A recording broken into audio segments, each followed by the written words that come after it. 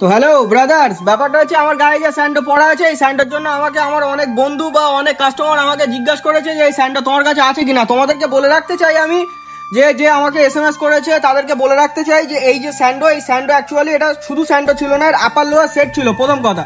দ্বিতীয় কথা, এটা নিয়ে আসার সাথে সাথেই বিক্রি হয়ে গিয়েছিল, এরও সাদা আর কালো কালারই ছিল। আর তোমাদেরকে বলে রাখি, এই স্যান্ডোর ধরুন নতুন যে স্যান্ডো নিয়ে এসেছি সেই স্যান্ডোগুলো হচ্ছে এই স্যান্ডো, এরও সাদা আর কালো কালার আছে। কিন্তু এইভাবে দেখালে তোমরা বুঝতে পারবে না, তার জন্য তোমাদেরকে আমি ডিসপ্লে করে দেখাচ্ছি, দেখো। আর তোমাদের জন্য দাম থাকছে মাত্র 150 টাকা। তোমরা স্যান্ডোগুলো দেখো, তারপরে আমাকে এসএমএস বা ফোন করো।